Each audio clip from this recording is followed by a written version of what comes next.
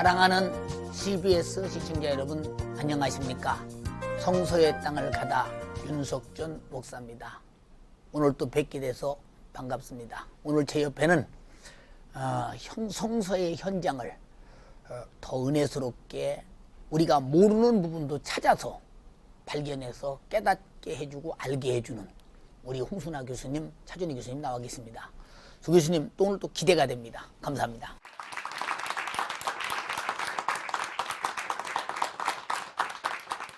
다리오 왕의 궁전에는 외국 사신들이 왕을 아련하는 장소인 아파다나라고 하는 곳이 있습니다.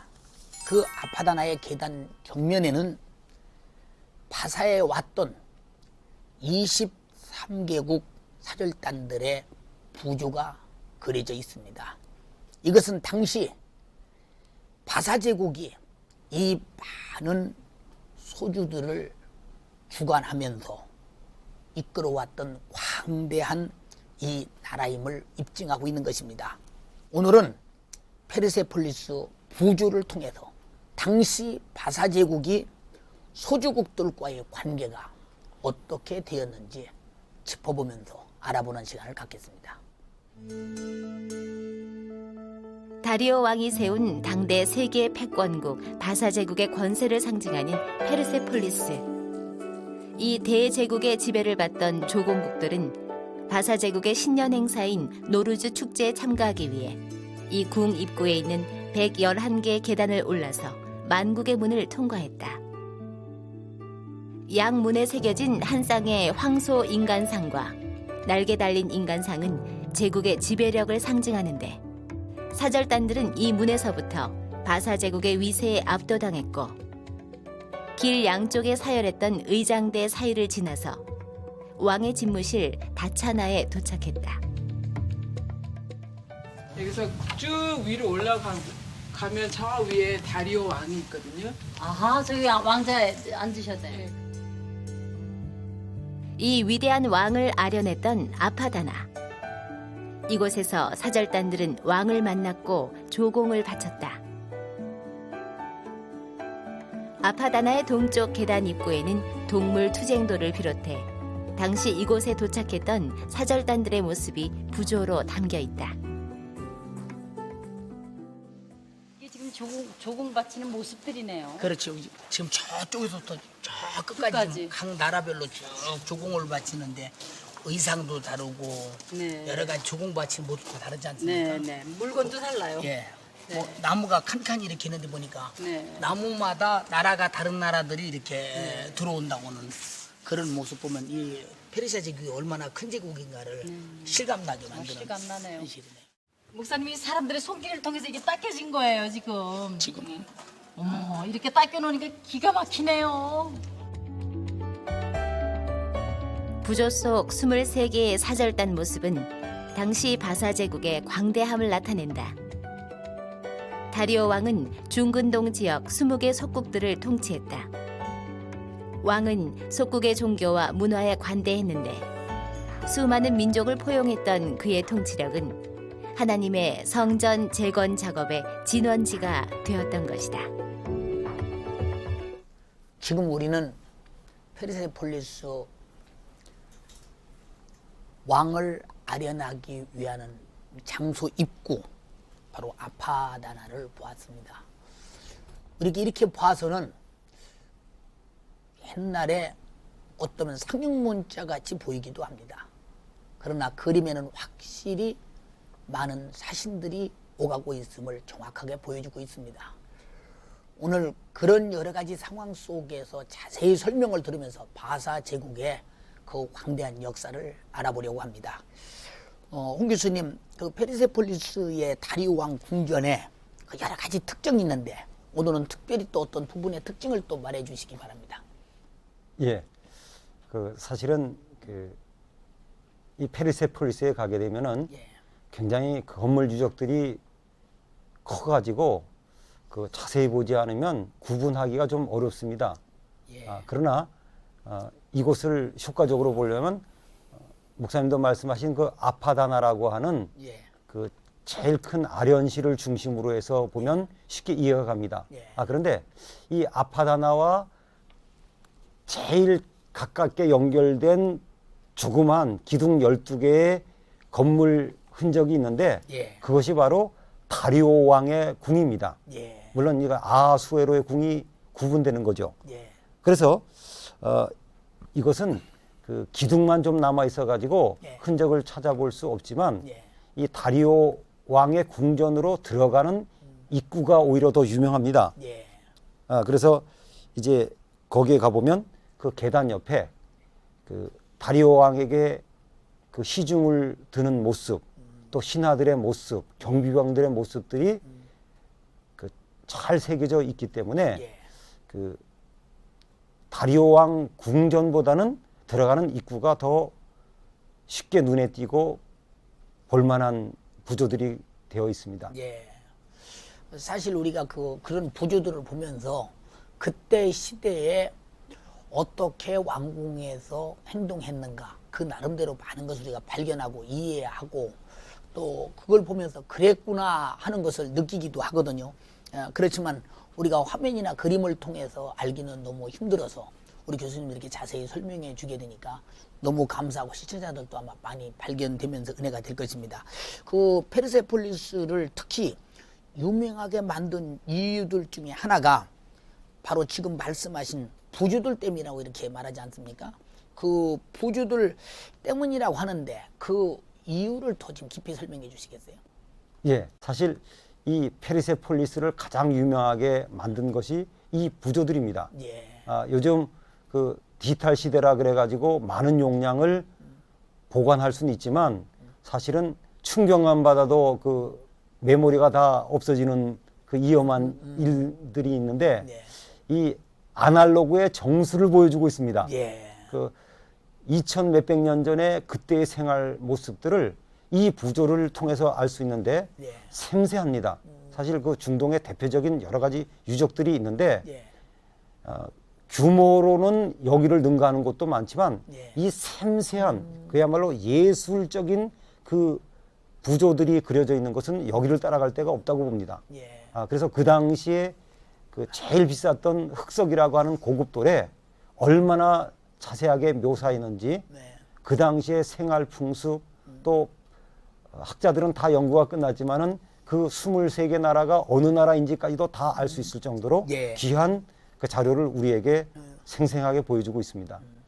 그 차 교수님, 그 페르세폴리스 부주에 나온 그 사절단들의 모습은 바로 그 당시 바사지국이 얼마나 많은 나라를 거느리며 얼마나 많은 나라들이 바사지국 앞에 무릎을 꿇고 사실 속국이 되었던가를 참 여실히 보여주는 그 현장이었거든요. 예. 참 과연 강대국이 이렇게 싶습니다.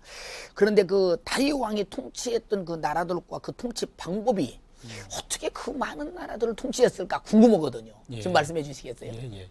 그 다리오 왕 때 아마 예. 제일 많은 그 나라를 예. 속국으로 만들었던 것으로 예. 역사가들은 평가합니다. 예. 서쪽에는요 페르시아 제국에 속한 나라가 그 이집트, 리비아, 팔레스타인, 페니키아, 그리스 북부, 터키까지고요. 예. 그리고 이 동쪽에는 파키스탄, 북쪽에는 이제 러시아 남부 지역인데요. 오늘날 이라크, 이란 지역입니다. 그러니까 굉장히 광활한 지역을 다스렸죠. 예. 다리오는 페르세폴리스라고 하는 수도에 머물러 있었고요. 광대한 이 대제국을 20개의 속주로 나누었습니다. 그리고 그 속주에다가 20명의 총독을 파송한 거죠. 그리고 그 사람들을 통해 가지고 그 지역의 법을 체계화하고 그리고 속주의 군대들을 통제했습니다. 그 당시에는 총독들은요 각 지역들을 더 세분해 가지고 세금을 걷어들여서 왕실 재정을 지원했고 그리고 다리오는 각 속국에다가 병력을 주둔시킵니다. 예. 그리고 사법과 치안을 책임졌습니다. 그런데 하나 중요한 것은 각 지역의 종교 문제만큼은 관대한 정책을 폈어요. 예를 들면 소아시아 메안더강 유역의 한 통치자에게 왕명을 내리는데요. 아폴로 신전에서 일하는 사람들에게는 세금을 부과하지 말아라. 그러니까 종교인들에게는 세금을 부과하지 말아라. 이들에게는 세속의 땅을 경작하는 일을 절대로 시키지 말아라. 이렇게 말합니다. 그래서 페르시아인들은 이전의 정복자였던 아시리아나 그리고 바벨로니와는 달리 피정민들을 잘 대해주었어요.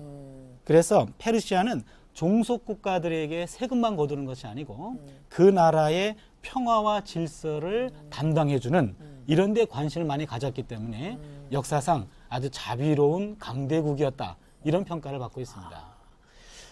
사실 우리가 이렇게 보면 나라를 이렇게 정복하거나 점령하면 문화도 바꾸고 종교도 바꾸고 여러 가지 그 질서를 바꾸는데 그 다리오는 그 나라의 질서, 그 나라의 종교를 그대로 두어가면서 다스리니까 오히려 어쩌면 부강한 나라가 다스리는 것이 백성들에게는 좋지 않겠나, 이런 것도 있지 않겠나, 그런 생각이 들어보면서 참 이런 아름다운 정치가 오늘날도 좀 있었으면 그런 생각이 들기도 합니다.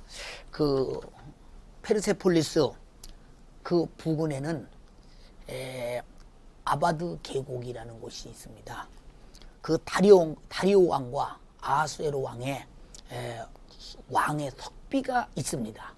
그 석비는 어떤 또 석비인지 우리 한번 가보시겠습니다.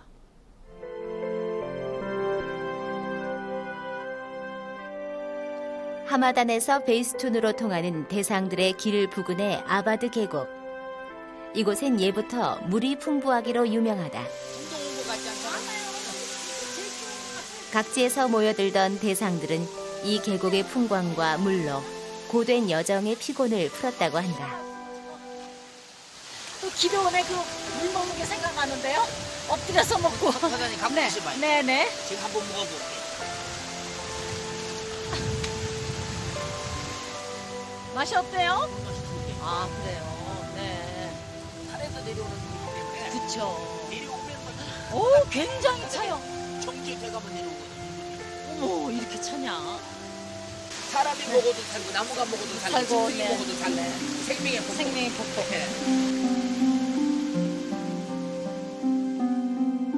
5월에도 산정에 눈이 녹지 않는 아바드 계곡의 풍부한 물은 바사의 여름궁 앙메다의 식수원이었으며 이 산의 자원을 병풍 삼아 앙메다는 발전을 이루었다. 사람들이 모이는 이곳에 왕들은 비문을 세웠다. 이곳은 막 물도 그냥 오는데 그렇게 흔하고요. 정말 휴양지 같은 데인가 봐요. 중동지역 같지 않죠? 네. 저 권사님, 네. 우리가 찾아온 곳은 저 벽에 붙어있는 저 글씨. 네. 이 석비들은 귀한 서신이란 뜻의 간즈나메로 불리고 있다. 오른쪽에 있는 아하수에로의 비문, 그에 붙인 다리오 왕의 비문은 왼쪽에 있는데 이들 속에는 왕의 위대함이 기록되어 있다. 많은 사람들을 위한 왕, 모든 사람들을 위한 주, 온 땅의 모든 사람들의 왕. 그들은 이 모든 권세를 신 아후라 마즈다에게서 받았음을 강조하고 있다. 바로 이 세속의 힘 너머로 이스라엘을 존립시키시는 하나님의 거룩한 섭리가 있다.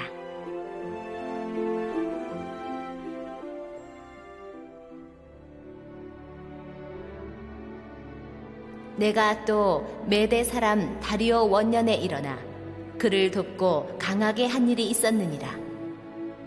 이제 내가 참된 것을 내게 보이리라. 보라, 바사에서 또 새 왕이 일어날 것이요. 장차 한 능력 있는 왕이 일어나서 큰 권세로 다스리며 임의로 행하리라. 지금 우리는 아바드 계곡의 석비를 이렇게 보았습니다. 참 그 오래된 석비가 선명하게 남아있는 모습을 보면서 신기하기도 했습니다. 그 석비에는 우리가 알 수 없는 여러 가지 문자가 기록되어 있습니다만 우리 교수님들 통해서 자세히 알아보면서 은혜의 시간을 갖겠습니다. 홍 교수님, 먼저 아바드 계곡은 어떤 곳인지 그것부터 설명해 주시겠어요? 네, 지도를 보시면서 설명을 드리겠습니다. 이 녹색으로 표시된 곳이 페르시아 바사 제국의 영토입니다. 이 앙메다라고 하는 곳이 바로 지금의 하마단이라고 하는 도시인데 예. 이 아바드 계곡은 5km 옆에 있습니다. 그러니까 지도에 표시는 할 수가 없죠. 예. 여기에 알몬드 산이라고 하는 산이 있는데 그 산 기슭에 있습니다. 예. 근데 여기가 유명한 것은 바로 이 석비 때문인데 현지에서는 이것을 간전함이라 그럽니다. 네. 귀한 서신 그런 뜻입니다. 저는 이것을 볼 때마다 역시 아날로그가 최고다. 오랫동안 보존하는 것은 아날로그입니다. 돌에 새겨져 있기 때문에 오래됐는데 왼쪽에 있는 비문이 그 다리오 1세의 비문이고요. 예. 오른쪽에 기록된 것이 바로 아수에로 왕의 비문입니다. 차 교수님 아수에로는 그 다리오의 아들이면서 에스더고의 남편이지 네. 않습니까? 근데 그 아수에로가 통치할 때 인도에서부터 에티오피아까지 127도를 다스렸다고 그 기록이 에스더 1장에서 나오지 않습니까? 예. 그런데 127도라는 것을 이렇게 강조한 데는 어떤 특별한 의도와 의미가 있지 않나 싶거든요. 예. 아주 예리한 질문이신데요. 예. 그 에스더 1장 1절에 나옵니다. 예. 거기 보면은요. 아수에로는 인도에서 에티오피아까지 127도를 통치했다. 예. 이런 기록이 나옵니다. 예. 그 에스더서에 따르면 아수에로는 이제 왕비 와스디를 폐위시키고 에스더와 결혼하지 않습니까? 예. 역사가 헤로도토스라는 사람이 있어요. 이 사람의 기록에 의하면 당시 페르시아 제국은 원래 20개의 속주로 나뉘어 있다고 합니다. 예. 그런데 이거는 광역으로 나눈 거고 그 안에 또 127도는 더 세분한 겁니다. 아. 이렇게 세분한 의도는 더 많은 세금을 걷어들이기 위한 조치였던 것으로 역사가들은 평가합니다. 그런데 에스더서에서 이 127도를 언급하고 있어요. 예. 이 127도를 언급하는 이유는 그 당시 강대국이었던 그 페르시아의 전 세계에 흩어져 있었던 유대인들 그 전체를 살육하려고 했던 음모, 예. 우리가 잘 알죠. 예. 그 음모에서 구원을 받았다라는 사실을 강조하는 겁니다. 한 여인의 죽으면 죽으리라 예. 라는 이런 일사각오의 신앙이 당시 전 세계에 흩어져 있었던 모든 유대인들의 생명을 살렸다. 아. 이거를 강조하는 것이 127도의 의미가 아마 거기에 있다고 봅니다. 그렇군요. 사실 그 모르드게와 에스더를 통해서 하나님이 역사하신 수상궁의 역사를 우리는 사실 아슬아슬하게 이제 보지 않습니까? 만약에 그 문제가 잘못되었으면 127도에 흩어진 많은 유대인들이 사실 잔인한 학살 속에서 소멸될 수밖에 없었던 것인데 그때 하나님이 그런 사건을 통해서 그들을 건지고 보호하시고 오히려 하만이를 목에 달아 죽이는 이 엄청난 사건을 보면 하나님의 섭리가 있는 백성은 절대 죽지 않는다 하는 것을 다시 한번 느껴보면서 우리의 믿음을 더 강조하지 않는가 이렇게 생각이 되어봅니다. 근데 성경을 이렇게 읽어보면 다리오의 가문을 통해서 하나님은 이스라엘 백성들의 존립과 관련된 그 큰 역사를 이루어내거든요. 그 내용을 좀 이렇게 정리해 주시면 시청자들이 더 간단하게 알지 않겠나 싶습니다. 예. 저도 이번에 이거 성경을 좀 꼼꼼히 보면서 배우게 된 사실인데요. 예. 그 다리오 가문이라면은 다리오하고 그의 아들 아하수에로, 그다음에 그의 아들 아닥사스다 이렇게 이어집니다. 예. 그런데 다리오는 재건축을 명령했고 예. 시도했고, 그리고 그의 아들 아하수에로는 그 에스더의 역할을 통해 가지고 127도에 흩어져 있는 유대인들이 다 학살될 뻔했는데 그들을 살린 일을 했고요. 예. 그의 아들 아닥사스다는 에스라와 느헤미야의 활동과 연결됩니다. 에스라 느헤미야를 통해 가지고 예루살렘 성벽을 건축하고 느헤미야를 통해서요. 그리고 에스라를 통해서는 그곳에 가서 예배와 그리고 모든 문제들을 모세의 율법에 따라서 정비하라 이런 위임을 받습니다. 그리고 특별히 에스라서에 보면은 이 아닥사스다의 지시에 대해서 네. 하나님의 섭리가 담겨 있다 이런 표현을 합니다. 그래서 에스라서 7장 27절 28절에 나오는데요. 우리 열조의 하나님 여호와를 송축할지어다 그가 왕의 마음에 예루살렘 여호와의 전을 아름답게 할 뜻을 두시고 또 나로 왕과 그 모사들의 앞과 왕의 권세 있는 모든 방백들 앞에서 예. 은혜를 얻게 했다 이런 표현이 나옵니다. 그러니까 하나님께서는 아닥사스다를 통해서 에스라를 보내어 예루살렘 공동체를 정비하게 하시고 느헤미야를 보내가지고 성벽을 건축하게 하셨습니다. 그러니까 하나님은 당시의 최고 권력자인 다리오를 통해서 그 또 가문을 통해서도 신앙 공동체를 세우려고 하셨다라는 어떤 섭리를 우리가 읽을 수 있습니다. 오늘 이렇게 교수님들의 말씀을 들으면서 참 그 바사 제국의 왕들을 통해서 하나님이 역사하신 이유 그리고 그 바사 제국을 그런 강대국을 만들어 가면서도 하나님은 자기 백성 이스라엘을 통해서 하시는 그 하나님의 섭리를 한번 훤히 저울처럼 보는 것 같이 느껴집니다. 그런데 우리 방청객들은 더 깊이 알고 싶어서 질문이 있는 것 같습니다. 방청객의 질문을 받아보시겠습니다. 홍 교수님께 여쭤보겠습니다. 성경에 다리오처럼 같은 이름을 가진 사람들이 나오는데요. 이건 어떻게 구분해야 하나요? 아주 재미있고 예리한 질문이에요. 사실은 그 성경에 4,000명이 넘는 인원수들이 나오는데 그 어떤 이름들은 뭐 아무도 모르는 그런 이름도 있지만 이렇게 유명한 분들의 이름도 나오는데 다리오 왕 같은 경우도 성경에 나온 사람만 2사람입니다. 물론 역사상 다리오 왕은 많지만 성경에 나온 사람이 2입니다. 그래서 혼동하게 되면 성경 내용을 잘못 알게 되는 거죠. 이럴 때 이제 제일 좋은 방법이요. 그 성경을 따라서 구분하는 거죠.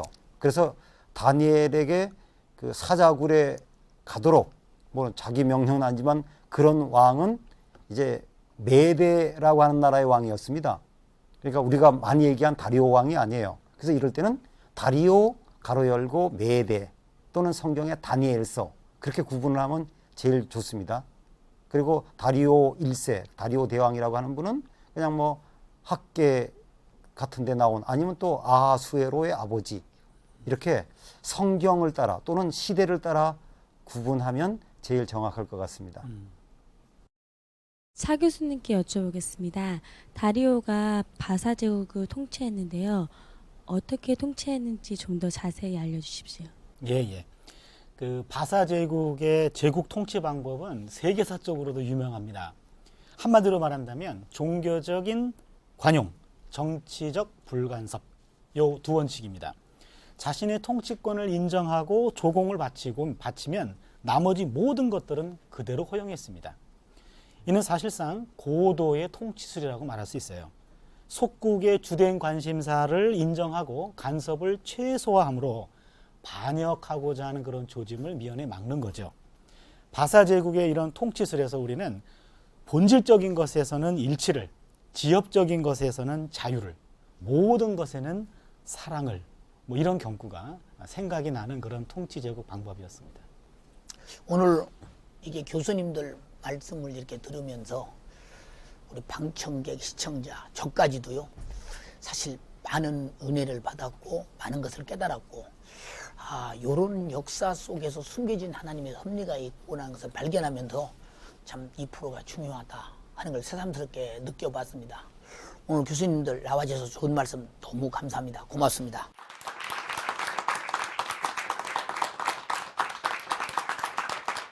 하나님은 하나님의 섭리 가운데서 역사하시려는 일을 누구를 어떤 나라를 통해서도 사용하셔서 이루고야 맙니다.